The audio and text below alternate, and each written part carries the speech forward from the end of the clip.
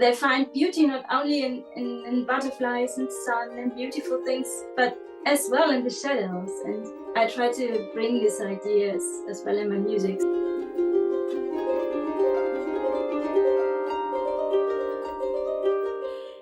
Good morning, Christy. How are you doing? Thank you. Very nice. I'm very happy that you invited me. Thank you for this. I love having different harpists in here. And you're from Germany. And before we even start, and I just asked you this before we start record, and I was so fascinated always by different language. We look at your name and I call you Christine. You told me there's a different way to say it in German language. How would you pronounce your name? Yeah, this is in German we say Christine with this which is not available in a lot of languages. And yeah, I have an English husband, so I'm absolutely familiar with Christine. So you can call me this. That's awesome. And you're in your music studio. And actually, that's one of the things that really drew me into you. Every time you share pictures of your music studio, I saw all your harps and you look so happy with them. And one of our audience told me that we absolutely should be talking to you about your harp journey and your sheet music. So here we are today. We're going to talk about your work as a harpist. Tell us about your music journey. How did the harp come into your life? Yes, this is unfortunately not a very. It is a sad story actually. So yeah, my husband fell ill, very ill, seriously ill about 7 years ago or so, and he developed the thyroid cancer. And yeah, in the process of operations and of treatments, yeah, we started talking about things and missed opportunities and what do we want with our life. And yeah, we came to the conclusion waiting is not the best idea, because when you wait too long, things can be over very quickly. And yeah, in one of these discussions, he asked me, what instrument would you always like to play? And without hesitation, it was the harp. So this, yeah, and then I decided, okay, I waited too long. It was 7 years ago, and yeah, then I bought a very cheap harp from Amazon, 19 strings, without any research. And yeah, so the first harp came into my life. There's still a video available, so if you want to see it, I can We'll still try to show it. find the link and put it in the video description. Yes, maybe, why not? I was sitting there and trying to play on this tiny harp, and well, I had long fingernails in this time because I'm a classical trained guitar player as well, and I tried with this classical guitar technique to play on this little harp. Well, we all know it's not the best way to play. And so, I mean, I'm a professional musician. I said, okay, need a teacher for this. And yeah, fortunately, I found a concert harpist, and she said, okay, I'll teach you, but not on this tiny, cute thing. So she recommended to buy a pedal harp, and well, that was out of any question. I mean, harps are expensive, but cancer treatments are even more expensive, and so that's yeah. I rented a pedal harp then at the end, and yeah, that was the first step in my direction in my harp journey.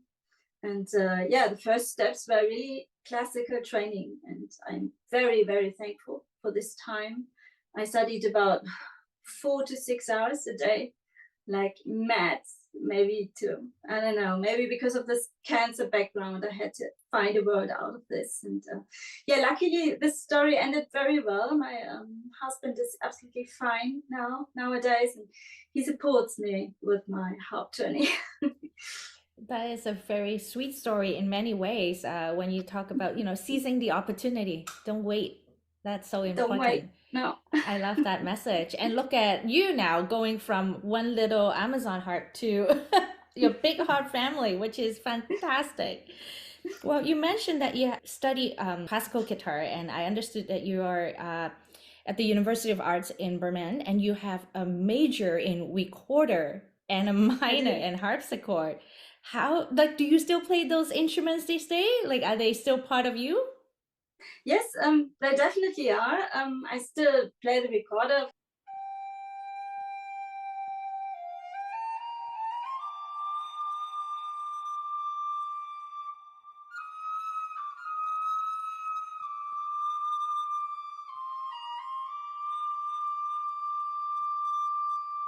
course, I'm a teacher here in the local school, and my students, of course, playing the recorder with me. And I'm still booked for concerts, but well, the recorder is a difficult instrument for concerts because you always need accompaniment. It's difficult to just go alone for gigs or something. But funnily enough, my best friend, Jeanette from Newlander, this is the owner of the Singende Snaar in Rennen. She's my friend, and she's a very good recorder player. So Wow. always when I'm going there for harps, shopping harps, I'm bringing my recorders, and I'm composing for the recorder as well. So we are trying out my music. So this is very fun. I really enjoy these evenings, and so yeah, the recorder is still part of my life and part of my heart. So yeah, unfortunately, the harpsichord didn't make it. This is too many instruments to keep on a professional level. So I gave that up. It's a shame. It's a beautiful instrument. Have you made any recorder and harp duets? I think that could be pretty neat, right? Yes, yes.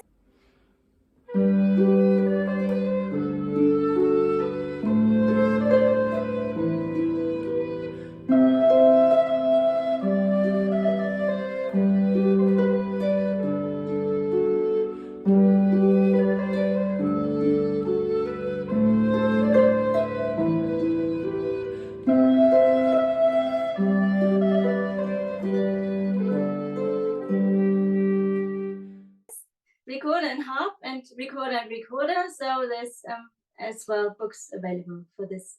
Oh, we're gonna have to check that out, and we'll ask you where we can find your music later at the end of the interview. And you have a condition, and I hope I'm reading this right. Is it radioulnar synostosis? That I think it is right. I don't know it we're very gonna well. put that in writing so that people can see what it is. Yeah. But it comes into play when it comes to playing with an instrument because it affects the bone. Tell us about this condition and how has it affected you as a musician? Or did it really, like, how did it either make you better or maybe give you some different challenge when it comes to playing the harp especially? Yeah, it is. Unfortunately, it is really a burden. It is nothing fun. I'm always demonstrating with my lovely pencils here. When I'm putting my arm here, I can't. You see that I can't put my palm parallel to the ground.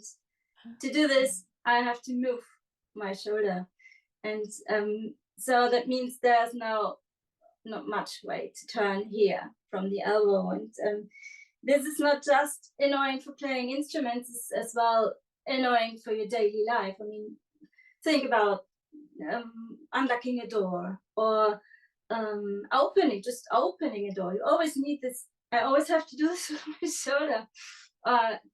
Tuning a harp is the same. I always tune like this. I'm always looking stupid. So when you are a musician, it first came up in my studies, of course, in Bremen with a recorder. I always had sore elbows and sore shoulders, and I think after some point, my body adapted to a certain level of pain that I was just able to go on with my studies. And now with the harp, it came up again.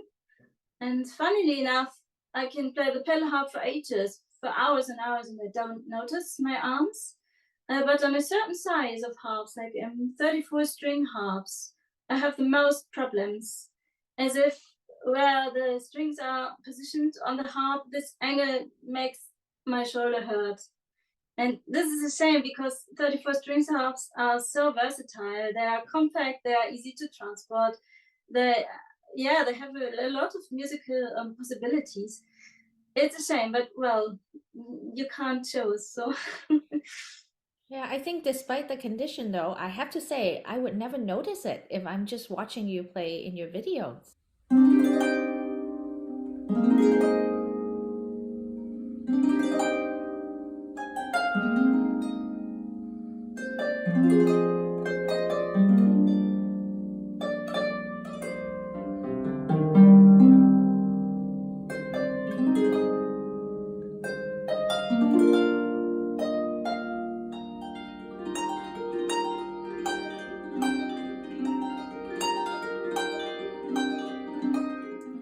which I think in that sense is kind of cool because you managed it very well. And I think that's a testament to your strength to be able to overcome that condition, which is fantastic. And how are you finding that in terms of, when you teach people or when you're telling people about instrument pursuit? Is this something that you're going to remind them that, maybe even though you have some limitation, you should still go for it? Is that kind of your mentality? It is, and sometimes in a teaching situation, it is not so easy because my arms are just working differently. When I say do this angle, they can't, or when I say do this angle, I can't show the correct angle for a normal armed person. So yeah, but I always say, I mean, my arms are not working, but I can play the harp, so just go You for it. can. Just try. Go Make for the it. best out of Yeah. it. I like that. And one of the things I know for myself, I have very small hands. So I Mm. sometimes have to play the harp differently than other people. And I need to remind myself that we can all find some way, hopefully, to play the harp that would work for us. And like you said, thankfully, the pedal harp worked really well for you. So that's Yes. fantastic. Yeah. And you are a harp teacher. Like you yourself haven't learned the harp for very long. You have gone a long way. Tell us about your harp teaching and what makes you love and enjoy about being a harp teacher. Yes, I'm teaching now for about 7 years as well. So I started nearly directly teaching, coached by my former teacher, Mhm. because I had little ones to teach. We had early music education, and you had to bring an instrument for guitars or recorders or violins every week, another instrument to show the children. And of course, I wanted to bring the harp because, yeah, it was my passion and I wanted to show it.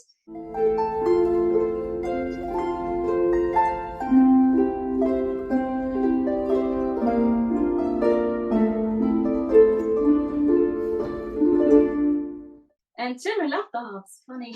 So this were my first steps into teaching, and then I started private lessons as well online lessons, and mostly my own music, because a lot of people are obviously interested in my own music and enjoy to be taught by myself, because yeah, I know I made the music, so if I have questions, I can answer them.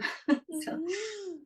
Yeah, it's great. And you have a lot of music. That's one thing I've noticed about in your website. Tell us about your composition. Tell us about your music. What can we expect? What kind of style of music do you enjoy playing and writing? there are several influences. I think, like most people in my age are have influences, and I think you said maybe new age for this music, which describes nature and water and sea. I love the sea, and I think with a harp, it is so nice to portray water with arpeggios and glissandos. This works so nicely, and yeah, there are a lot of pieces about water and the sea.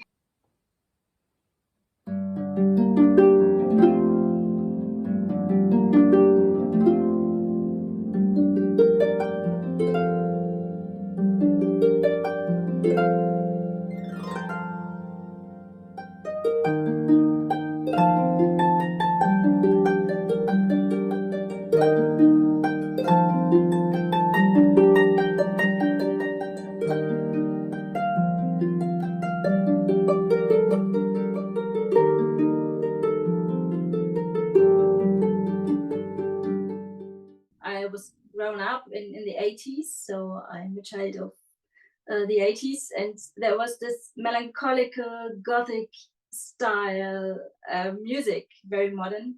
And I'm as well influenced by this, because what I love about this scene is they find beauty not only in butterflies and sun and beautiful things, but as well in the shadows. And I mean, the shadows are a part of our life. We can't deny this. And to bring in the shadows without feeling this is an enemy, or this is something I have to avoid, I try to bring these ideas as well in my music.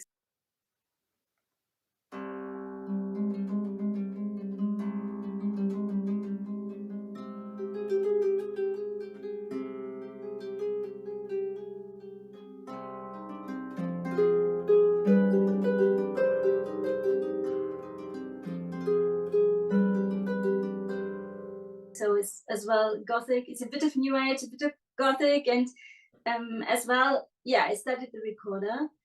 There's my love for ancient music. So I have a book about medieval style music. This is as well an influence, which is very big for my music. So it's a bit of a mixture. If we're new to your music and we want to start with one of your books, easy pieces, which book would you recommend to us? I would just start with the Pieces for Small Harp, Volume 1, because the Volume 1, I made this especially for my students at the beginning of their harp journey. And there's a lot of teachable moments in these books. So it is, I think this would be a good start. Pieces for Small Harp, number 1. Number 1. Okay. So that means there is a number 2 as well. There, yeah, not only a 2, it goes up to 13. Oh my goodness. Yeah. Well, let's talk about your small harp situation before we talk about where to find your music and store. You love all kinds of harp, but why small harp? I don't know if I give you this question, but I do want to ask you because you have a lot of very cute little harp. What do you love about small harps? Yes, okay, of course. Besides the transportability of this harp, I mean, it's just you can grab this harp, go outside, play in the sun, have fun with your friends.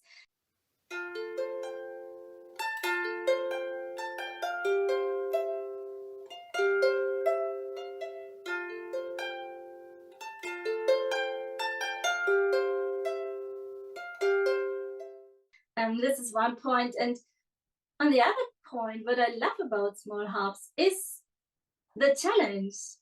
I mean, when you make music for a big pedal harp, you have so much opportunities. You have a big bass, you have very nice descant high notes, you have pedals, you can go to another key, you have a lot of opportunities to make beautiful music. Well, on a tiny harp you have 15 strings and that's it. So, and you have, in a way, I found it challenging to be limited and make nice music. And I think this is the fascination for me for small harps. I mean, they are cute and they sound cute, but for me as a composer, this was the challenge: make nice music for the small harps. So where can we find your sheet music? Yeah, I'm often asked. It's funny. I have a website, but the website doesn't have a shop included. I was thinking about this for a long time to just include a shop, but what I learned about composing for small harps is they all have different ranges. And when people just write me an email, I have a harp and the deepest side is, the deepest string is F and the highest string is C, then I can recommend a list of books which would be working for the harp. So just write me an email. I'm always happy to answer you and answer all your questions. So, and then my music really fits, then you can't buy anything wrong for your harp. I will put the link to your website, which contain your contact email address, and people can reach out to you and get your sheet music. And when I peruse your YouTube channel, I noticed you do a lot of performances, and you also do a lot with your student as well. And you mentioned to me that you love being on stage. What is it about being on stage and performing that makes you happy? Yes, absolutely. It makes me absolutely happy when I'm performing. When I'm on stage, I just feel the energy of the place where I'm performing and the energy of all these people around me in the audience. And yeah, we are resonating. My energy is resonating all this other energy, and this is such a special experience. It's very special for me. And after the concert, I sometimes have the feeling this was an exchange. I mean, I go home fully charged with the energy of these people and of this room where I was playing, and the audience is leaving full with my energy, of the energy of the performance. And this is, it's kind of spiritual. I really enjoy this. It's very exhausting often because it is so intense, but yeah, that is my yeah, I love to be on stage because of this. That's really awesome. And I think no, it's not only a performance, it's a performance of music, which I think has Yeah, another layer of depth to it too, right? Which is absolutely. wonderful. We have a lot of audience, myself included, who wants to be brave enough and perform in front of other people. Do you have any tips on how we can prepare ourselves to perform and be a better performer? Yeah, this is it is really difficult with anxiety. I mean, nobody's free of anxiety. I'm as well not. Um, what helped me is I mean, I'm on stage now for a very long time, so I can only say you're always afraid about what could happen, and I can say everything will, everything will happen. So there's no perfect concert. It's not. I never had a perfect concert. Everything is possible. So I had to take restroom breaks during a concert. I had broken strings. I had buzzing levers. I had an iPad which didn't want to pair with the music pedal, so I couldn't turn my betas. And I had a car which died in the front of my garage on the way to the concert. I had, I don't know, I had playing interested variations of my pieces. Not my pieces, but something else. But well, the audience liked it, and my voice went hoarse. So I needed a glass of water. I couldn't go on moderating. I even fainted once on stage. So I have the feeling it is just life. Everything can happen, and if you are aware of this, I'm always thinking you can't be afraid because it just happens. It's not in your hand. And for me, this energy, this exchange of energy, if this is there in a concert, I can make mistakes. I can have a hoarse voice, whatever. But this makes the experience, yeah, good for me. So I don't know if this helps. You know, you bring up a really good point. There are things that we can prepare and there are things that we cannot. It just is part of life. So it's good to Yeah, remember that. And I yeah, like what you said about, feeling the energy at the end is very rewarding. So aim for that. yeah, yeah, yeah. I love it. Now, this is not part of the question I have with you, but I'm looking at all the harps that you have in here. Do you mind telling us a little story about how you maybe get in touch with some of the harps? Because you often will share a story with us when you get a new harp. Is there a harp that is particularly near and dear to you? And is there any interesting harp shopping story you can share with us? Yes, I mean, my best friend has a harp shop. Well, that says a That lot. really helps, isn't it? It doesn't help for my money and for my pocket, but it helps for this collection, of course. So, Yeah. yeah, I think one point about having so many harps is my condition.